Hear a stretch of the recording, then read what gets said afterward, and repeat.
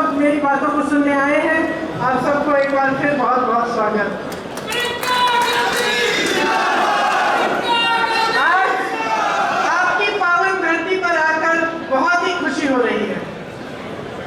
आप तो जानते ही होंगे कि मेरी शादी एक पंजाबी परिवार में हुई है। मेरे बच्चों में पंजाबी खून है। कढ़ी चावल राजमा पराठे खिला खिला के बड़ा किया है। लड़ते हैं तो बड़ी खुददारी से लड़ते हैं मेरे से।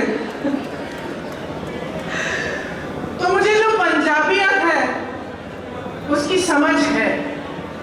आपकी जो खुददारी है, आपकी मेहनत, सच, सेवा की जो भावना है, ये मैं अंदर से जानती हूँ। अपने परिवार की मेहनत, उसकी खुददारी से जानती हूँ। जिस तरह से मेरे बच्चों की परवरिश हुई है, जो जो मैंने सीखा उस परिवार में जाके, मैं उससे जानती हूँ। आपकी पंजाबियत को समझती हूँ, इसीलिए आज मैं उसके बारे में और आपके भविष्य के बारे में कुछ बातें आपसे करने आई हूँ। देखिए, ये जो पंजाबियत है आपकी, जो सच की भावना है, सेवा की भावना है, उदारता की भावना है, पिछले कुछ सालों में हमने बार बार देखी। किसानों के आंदोलन में देखी किस तरह से आप अडिग बन गए।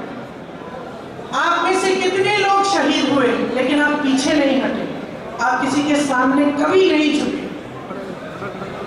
यही है आपकी पंजाबियत। आप झुकने वाले नहीं हैं। जब मैं लखीमपुर खेरी गई, जहां पे 6 किसानों को एक क्रूरता से कुचला गया, एक मंत्री के पुत्र ने कुचला, मैं जब उन किसानों के परिवारों में गई, दुख लगा, लेकिन गर्व भी हुआ कि ऐसे भी परिवार होते हैं। जो परिवार उजड़ गए थे, कमाने वाला चले गया था, लेकिन महिला वहां खड़ी थी, खुददार थी, झुकती नहीं थी। ऐसे गांव में मैं गई जहां पे उनका एक घर अकेला था, डर था। मुझे बोला, चुपचाप से बोला कि दीदी किसी को हमारे साथ छोड़ दो, क्योंकि क्या पता यहाँ क्या हो जाए। लेकिन झुकी नहीं वो महिलाएं, वो विधवाएं भी नहीं झुकी, अपना सर ऊंचा करके बैठी थी और कह रही थी कि ठीक है, हमारे परिवार का सदस्य, हमारा शौहर शहीद हो गया, कोई बात नहीं, हम लड़ते रहेंगे। ये है पंजाबी।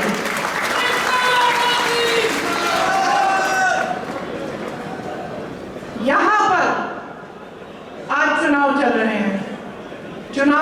हैं, बहुत तमाम पार्टियां आपके सामने आ रही हैं। कुछ को तो आप अच्छी तरह से पहचान रहे हैं। भाजपा की मैं बात कर रही हूँ। आपने खुद देखा कि आपने कितना आंदोलन किया, आपने कितनी आवाज उठाई, लेकिन किसी ने सुनवाई नहीं, तो उनकी तो बात ही नहीं करते। उन्हें आप अच्छी तरह से पहचानते हैं। लेकिन यहाँ एक और राजनीतिक दल है जो दिल्ली से आया है। अब उनको आप सही तरह से पहचान रहे हैं कि नहीं, इसके बारे में आपसे मैं पूछना चाहती हूँ। देखिए, आपके सामने दिल्ली का मॉडल दिखाया जाता है बड़े बड़े विज्ञापनों पे, और आपके पास लोग आकर प्रचार करते हैं कि दिल्ली का मॉडल देखिए, दिल्ली की सरकार देखिए। मत भूलिए मेरे भाइयों और बहनों, एक बार पहले एक ऐसे मॉडल का प्रचार हुआ था 2014 में, जब भाजपा की केंद्र में सरकार बनी थी, तो गुजरात मॉडल के आधार पर बनी थी। उसी तरह से जिस तरह आपके सामने आज प्रचार हो रहा है, बड़े बड़े विज्ञापन थे, इतना विकास हुआ है गुजरात में, बिजनेस आसान हो गया है, गरीब नहीं है, सब अमीर हो रहे हैं, सब खुशहाल है, किसान खुशहाल है, रोजगार ही रोजगार है। और क्या हुआ? वो मॉडल सिर्फ विज्ञापनों में था। आपको एक ऐसी सरकार मिली जिसमें रोजगार घटे, आपको एक ऐसी सरकार मिली जिसने किसानों को कुचल डाला, एक ऐसी सरकार मिली जिसने शिक्षा, सेहत के कोई संस्थान नहीं बनाए। और दिल्ली की असलियत भी अलग नहीं है। जो आम आदमी पार्टी है वो उभरी कहाँ से है? वो उभरी ही आरएसएस से है। आम आदमी पार्टी के नेता खुद कहते हैं कि हम भाजपा से बड़े भाजपा हैं। दिल्ली में सेवा संस्थान, शिक्षा के संस्थान के नाम में कुछ नहीं है। आपको बताया जाता है कि बढ़िया बढ़िया दिल्ली वालों से पूछिए कि कैसे जी रहे हैं। तो आज का जो माहौल है, आज जो आप परिस्थितियां देख रहे हैं, इसमें आपको जो राजनीतिक दल है, जो नेता है, इनकी असलियत पहचानने की बहुत ही महत्वपूर्ण जरूरत है। जब तक आप असलियत नहीं पहचानेंगे तब तक आप सही निर्णय नहीं ले सकते। ये सच है कि 5 सालों से हमारी यहाँ सरकार थी। ये सच भी है कि उस सरकार में कुछ खामियां थी, कहीं रास्ते में भटक गए। वो सरकार पंजाब से चलनी बंद हो गई, वो सरकार दिल्ली से चलने लगी, और दिल्ली में भी कांग्रेस पार्टी से नहीं, लेकिन भाजपा और भाजपा की सरकार द्वारा चल रही थी। वो जो छुपी हुई साठ-गांठ थी, वो आज खुले में आ गई है। इसीलिए हमें वो सरकार बदलनी पड़ी, इसीलिए हमें एक नई राजनीति आपके सामने लानी पड़ी। हम आपकी आवाज सुन रहे थे, हम जान रहे थे कि कुछ गलत हो रहा है, उसको ठीक करने के लिए एक नई राजनीति आपके सामने आई। उस नई राजनीति में आपको एक ऐसे इंसान, एक ऐसे शख्स मिले, चरणजीत सिंह चन्नी जी, जो आप में से उभरे, जो आपकी तरह हैं, एक गरीब परिवार के मुख्यमंत्री, जिन्होंने आपके लिए 100-150 दिनों में ही इतना कुछ कर डाला, क्योंकि वो आपकी समस्याओं को समझते हैं। वो जानते हैं कि पंजाब की सरकार पंजाब से चलनी चाहिए। अगर आप आम आदमी की सरकार को देखें, वो सरकार जो आज भी जितने भी आप विज्ञापन देखते हैं, उसमें किसका चेहरा दिखता है? केजरीवाल जी का चेहरा दिखता है, एक ही नेता का चेहरा दिखता है। क्यों? क्योंकि अब सरकार बनेगी यहाँ तो वहां से चलेगी, कोई फर्क नहीं होगा किसी भाजपा की सरकार में और इनमें, ये भी दिल्ली से ही चलाई जाएगी, आपके लिए नहीं चलेगी।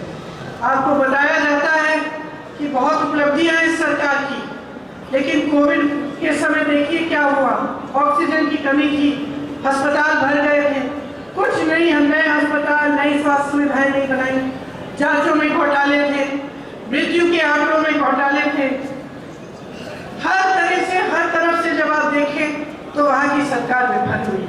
क्या आप ऐसी सरकार अपने पंजाब में चाहते हैं, या आप एक ऐसी सरकार चाहते हैं जो अपनी गलतियों को समझते हुए लेकिन एक नई राजनीति को उभारे?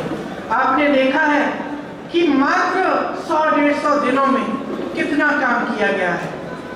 6400 करोड़ किसान के कर्जे माफ हुए, 1500 करोड़ के बिल माफ हुए, बिजली के बिल माफ हुए, किसानों को मुफ्त बिजली दी जा रही है, बिजली का रेट 3 रुपए यूनिट किया गया, औद्योगिक बिजली का रेट 5 रुपए यूनिट किया जा रहा है, पानी के दाम ग्रामीण इलाकों में घटाकर 50 रुपए प्रति माह के बन गए हैं। शहरों में जो वाटर सप्लाई है, सूएज है, उसमें 700 करोड़ के बिजली बिल माफ किए, गौशालाओं में बिजली बिल माफ किए, पेट्रोल डीजल के दाम घटाए गए, 3.5 लाख जो कंस्ट्रक्शन के श्रमिक हैं उन्हें 3100 रुपए दिए गए प्रति माह। दलित और पिछड़े वर्ग के 60 करोड़ के कर्जे माफ हुए। दलित वर्ग के परिवारों को 200 यूनिट बिजली माफ की गई। रसोईया बहनों का मानदेय 3000 रुपए प्रति माह बढ़ाया गया और 12 महीनों तक वेतन देना शुरू किया है। 33% सरकारी नौकरियों में महिलाओं के लिए ये सरकार आरक्षण देना चाहती है। महिलाओं को बस यात्रा मुफ्त देना चाहती है। पंचायतों में महिलाओं के लिए 50% आरक्षण देना चाहती है जब दोबारा से आएगी। कुछ वादे कर रहे हैं चन्नी जी और उनकी सरकार आपके सामने आकर। ये वादे मैं दोहराना चाहती हूँ क्योंकि आप ध्यान से सुनिए। पहला फैसला ये करना चाहते हैं कि 1 लाख रोजगार बनाए जाए। महिलाओं को प्रति माह 1100 रुपए दिए जाए ताकि उनका कुछ सपोर्ट हो, जो गृहस्थ महिलाएं हो। जरूरतमंद परिवारों को हर साल फ्री में 1 गैस का सिलेंडर नहीं लेकिन 8 गैस के सिलेंडर देना चाहते हैं। सरकारी अस्पताल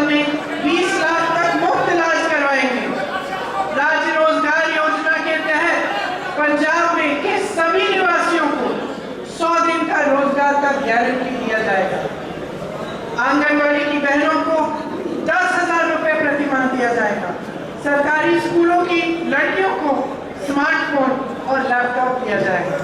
तो ये सरकार जो इतना सारा कुछ करना चाहती है, ये सिर्फ चुनाव के समय आपको ये कहने के लिए नहीं आई, इनका दिल आपके लिए धड़कता है। तो सच्चाई को पहचानिए। सच्चाई है कि जो मीडिया और विज्ञापनों में आपको दिखाया जा रहा है वो आपकी असलियत नहीं है। सच्चाई ये है कि चाहे भाजपा की नीतियां हो या दिल्ली में आम आदमी पार्टी की नीतियां हो, इससे पब्लिक की कोई भलाई नहीं हो रही, इससे आपका विकास नहीं हो रहा है, आप आगे नहीं बढ़ रहे हैं। आप अपने बच्चों को बड़ा करते हैं मेहनत की कमाई से, खून पसीने से। आप किसान हैं, आप मजदूरी करते हैं, आप छोटे छोटे कारोबार खोलते हैं, छोटे बिजनेस हैं आपके। उनकी मदद के लिए एक सरकार चाहिए, एक ऐसी सरकार जो आपके छोटे बिजनेसों को, आपके छोटे दुकानों को मजबूत बनाए। आपने जितने संकट देखे हैं कोविड के समय, लॉकडाउन के समय, बेरोजगारी की वजह से, उनको दूर करने का काम करें। तो हम आपको एक ऐसी सरकार देना चाहते हैं। और मैं आप सबसे आग्रह करना चाहती हूँ कि जब आप वोट करने जाएंगे तो जो आपके नेता हैं, राजनीतिक दल हैं, उनको आप पहचानिए। आपको एक नई सरकार चाहिए तो एक नई सरकार आपको कांग्रेस में ही मिलेगी। आपको ऐसे नेता मिलेंगे जो दिन रात आपके लिए काम करेंगे, कर रहे हैं। मैं अपने अनुभव से आपको बता सकती हूँ, चन्नी जी का कभी फोन नहीं मिलता।